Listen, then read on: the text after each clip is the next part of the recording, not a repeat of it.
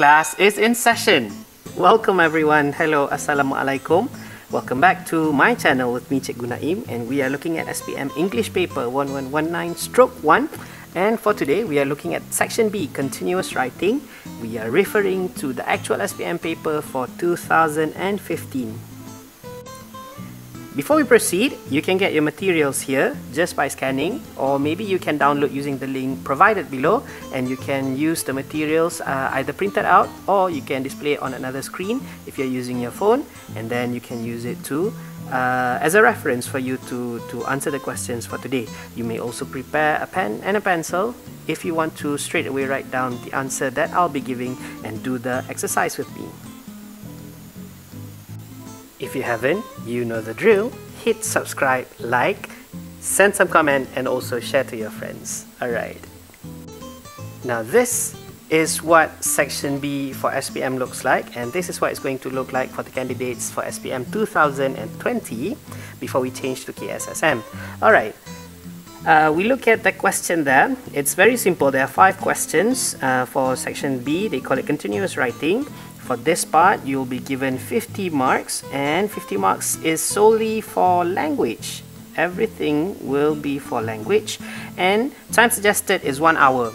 As I've mentioned in section A, if you were to answer this part first or whichever part first, make sure you adhere to the time limit that has been given to you so that you will have enough time to write everything. In case you have extra, you can always come back and polish and check your grammar and do whatever that's necessary to make sure that your essay is immaculate. Alright, continue. Write a composition of about 350 words on one of the following topics. This is the most important part, 350 words. It depends on the candidates really. Sometimes you need to write up until 2 pages. Some candidates with smaller handwriting will only need 1.5 page. It depends. And then what if you exceed? Then that's good. You display more of your language. Make sure you don't simply write a longer essay just to get more marks, and you risk making more mistakes in your essay.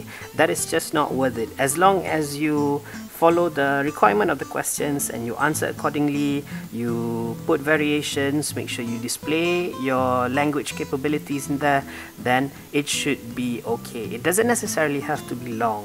Alright, and then in this part, there are several types of questions that we have.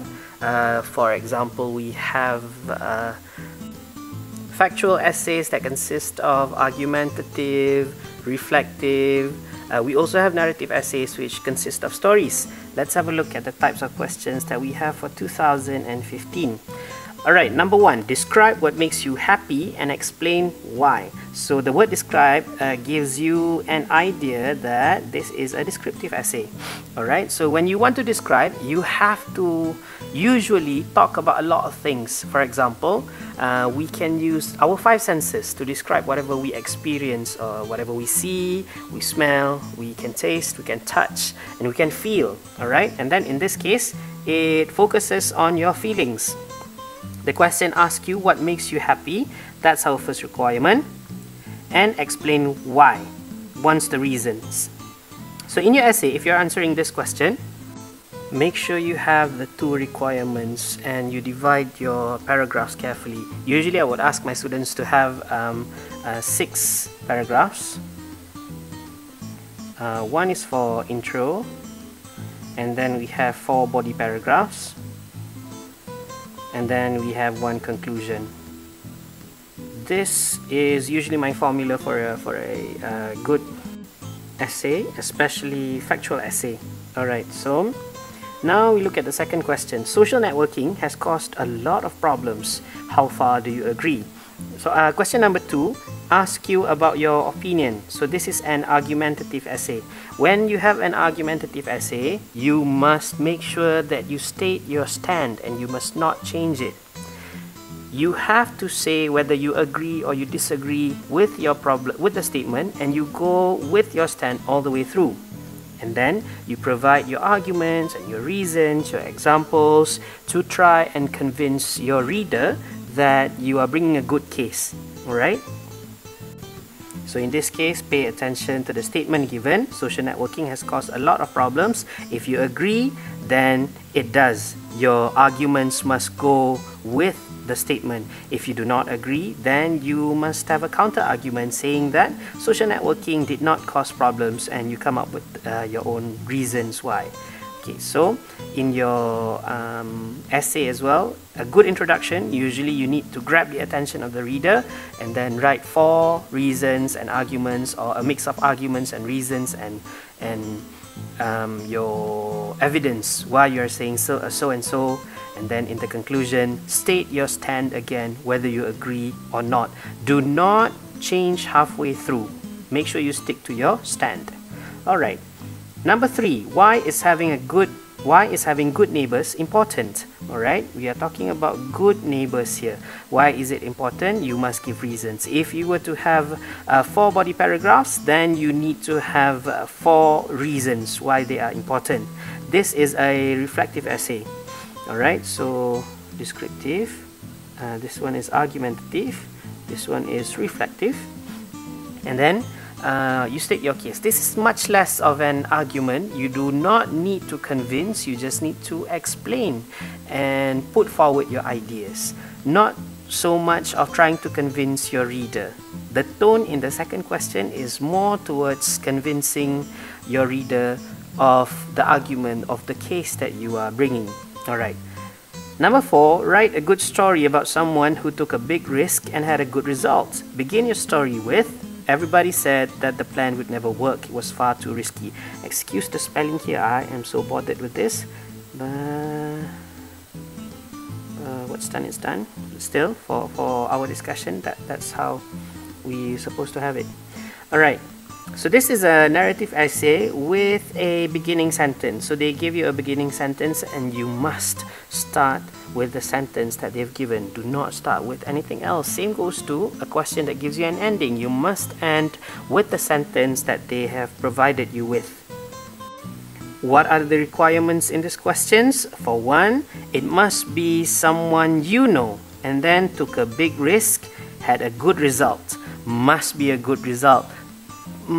I don't know whether it can be a sad ending or not, but if it's a good result, then that's it. For example, someone who is suffering from an illness and then took a big risk and then the suffering ends by dying. It's sad, but it's a good result because that person is not suffering anymore. Depends on how you put it. And then the next one is you need to begin your story with the given sentence. That's number 4. And then we also have another narrative or recount. Okay, some would call this a recount, but I would still consider this a narrative essay, a story. Honesty is always the best policy. Describe an experience when this was true for you. Remember that they've given you a quote here just as much as question number 2 have given you a statement. So you pay attention to the statement and the quote. Make sure whatever you are writing is relevant to the statement and the quote. So describe an experience, meaning that you have to recount your own experience when this was true for you. Maybe you were the one being honest, or you've experienced an experience where people were being honest with you and it turned out to be the best thing that happened. So choose whichever is your strongest. Sometimes people think that writing a story is easy, so they tend to choose story. But if you do not understand certain words, certain phrases in the question, then you cannot answer that question properly. Please avoid writing a story. Okay? Another thing is, if you were to go for a factual essay, I would suggest you to have a lot of idea about the topic, because you cannot make a proper argument, a valid argument, if you do not have much information on the topic. So it becomes a less convincing essay, so to say. So you know what to do. I hope you don't limit yourself to only stories or only factual essays. Try to do whichever has the most points. Okay, if you have the time, if you're like advanced, or maybe average, you can try and look at each of the questions, come up with the possible points first. You have lots of space in your question paper. You can, okay, let's say for example, you choose one thing that makes you happy.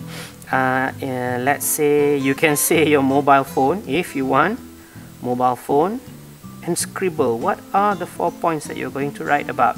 And then social networking has caused a lot of problems. Maybe you can say scammers, you know, and then you come up with time wasting, whatever you think is important, and then you would scribble this one down here, bring the arguments here. Good neighbors are important too. Take care of parents. Okay, help when not around. Okay, whatever is you know, relevant to the question, you just scribble. You don't need to spend so much time thinking about it. Let's say for example, like this question number 3, you can only find 3 or 2 points, then that's it. Don't force yourself just yet. Okay, and then after you've done you are done with everything. Okay, let's say for example, I would call this not a draft but an outline of the essay. After you are done with the outlines, you can gauge, you can see which would be the best to answer, which one is the strongest essay that would come out from the outline. For question number 4 and number 5, what you can do is I always train my students to use the plot line, and it's going to be not so perfect, but this is how I make my plot line. The reason why it takes a long curve to go up the climax is here. Okay, because this part is where you introduce. This is the exposition. You expose characters. You also expose the problems or the settings. Alright, and then we have rising action here. And then you have the climax, and then you have the falling action. Falling action is not the end yet, but usually it's closer to the end and it's shorter as compared to exposition to rising action, because once the problem is solved, there's nothing much to it. Usually it's either a happy ending or a sad ending, and you know, just move on. And then this here would be the what's the opposite of exposition? Resolution. Yes, resolution. So if you are keen about writing a narrative essay, then you must have this. For example, let's say we are talking about question number 5. Okay, describe an experience when this was true for you. Maybe you lost something. Okay, so you let's go back to blue pen. Exposition is you went out to town, maybe for grocery shopping or whatever you think is suitable. And then for rising action, maybe you felt like you were being followed. Felt like being followed. This is a simple story I just came up with on top of my head. So the climax is what do you call a bad person? Maybe a burglar. Oh, there's another word. Maybe you can use a pickpocket or a hoodlum. Is it how you pronounce it? Hoodlum. Hoodlum. I'll check sometime later and then I'll get back to you. And then a hoodlum stopped you on the way. Apa pula stop you? Should say stop me, because it's your experience. What am I talking about again?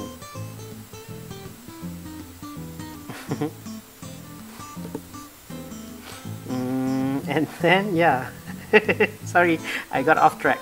Anyways, after that, falling action is when you realize that the person,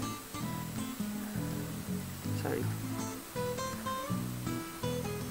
the person returns your wallet, which is a funny story, at least to me, and you feel like it's a good ending, because honesty is always the best policy. You get your wallet back and that person return it to you, and also you were not so what do you call, kind right there, because you call that person a hoodlum. Anyway, I just cannot. Let me just pause and check the pronunciation. Okay, I just got the pronunciation and also the spelling. Oh my god. Alright, so this is how it's pronounced.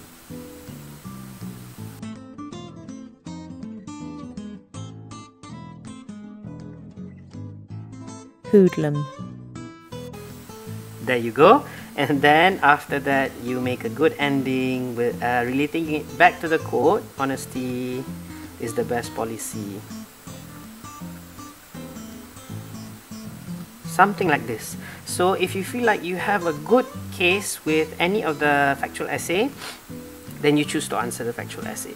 If you feel like your plot is stronger, you can write a good story with your plot, with all the words that you have, and maybe the funny element in there. Then you can just write a story. For today, we are going to write a narrative essay, but we are not going to attempt the last question. We are going to do the fourth question from the question. I've already prepared a sample as usual for you. Let's have a look at what I have for the story. So, in the first part, we have the exposition. So, let's have a look at what we need. Alright, first thing is, of course, always the beginning sentence. You must always start with the sentence given. Do not start with anything else, no matter how interesting it might be in your head, but always start with the sentence given. And then, as I said just now, you will have to introduce your character and the problem. And actually, it is okay to take 2 or 3 or even 1 if you can, but usually that's impossible to do, of the paragraphs, 2 or 3 paragraphs to write your exposition. And in this case, I've written 3 paragraphs of exposition, and I included the details about my characters in the first one. Only simple stuff that will intrigue my reader to go on further, and it's shorter than the other 2.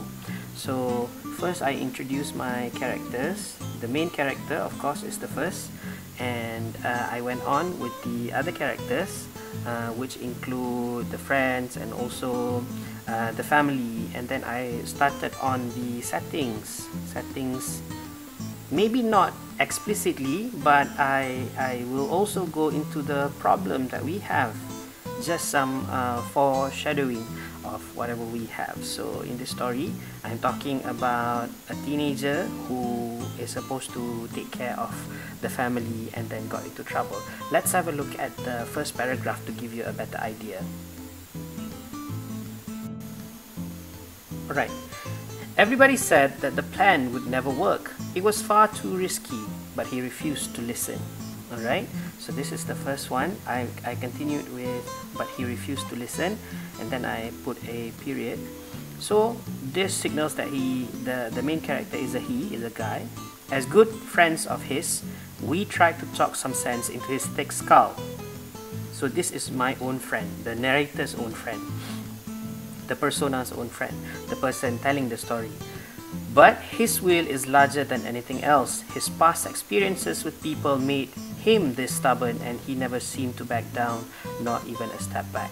Okay, this is what I used to describe his character. Never seemed to back down and not even a step back, meaning that he's very adamant, he's very determined in whatever he's doing. Notice that I don't go into details yet. I just am trying to get the attention of my reader. I also put in some foreshadowing. His past experiences with people made him this stubborn, meaning that that's a direct adjective there, saying that he's stubborn. Main character is introduced here. No details yet. Okay, that's how we go. the first paragraph is supposed to grab the attention. So hopefully that when they read this first paragraph, they would feel like what actually is wrong with the guy that we are talking about. So let's have a look at the second paragraph. Daniel has always been a resilient teenager. Again, one more way to describe. He's also a teenager, but he usually was more careful and calculated. I use a lot of adjectives in my stories. Calm and collected. Okay, this is just to demonstrate different structures of sentence structures that I have.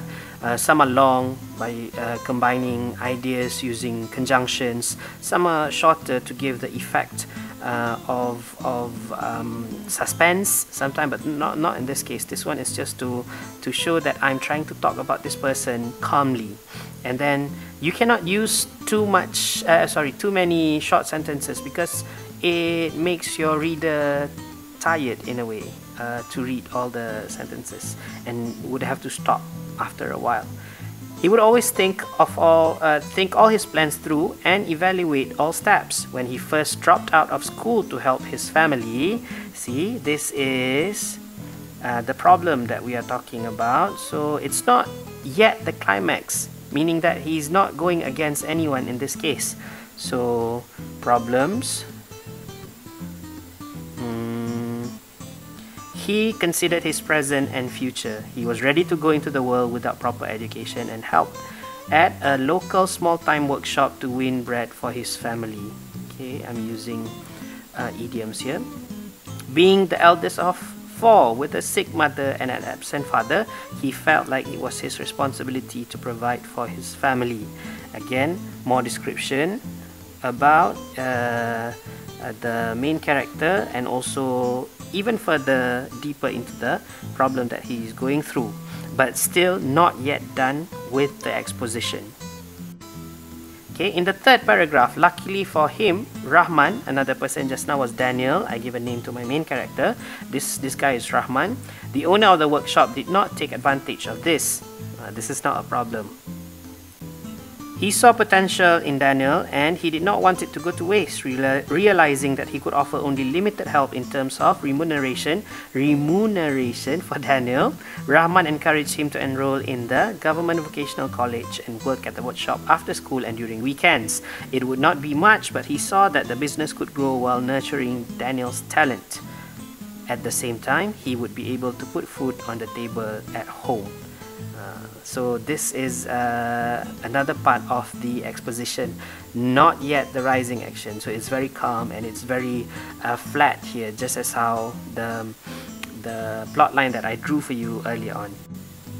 In this case, I introduced another character which is also important to the story, and I explain his situation. And then the other parts, which is the problem, will be in the next paragraph. This is already the third paragraph, alright? For rising action, we will go further into the problem. So we will build problem, but not explicitly say what the problem is, but go slowly into the problem. And this would be a shorter version, or maybe a shorter paragraph of what we were using for exposition. There will be not much explaining here. It's just like a hint to what the problem will be. In this case, in our case, Daniel here is having financial problems. Okay, and then it will go even more serious in the climax. Let's have a look.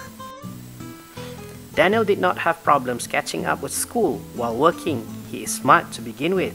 He was just being dealt with a bad hand. This one here is he's not lucky. Okay, it's an idiom. His mother helped make some nasi lemak and traditional snacks for him to sell at the workshop. Notice that I'm using the phrase nasi lemak here, and it is in Malay. You can use anything that is in another language as long as it is a culture to one local area and it doesn't have a good translation to represent the actual. Words and phrases like this come into play when it comes to things related to culture, food. We can see examples like spaghetti, pizza. These words and names are perfectly acceptable in English because it's not readily available. It doesn't originate from England.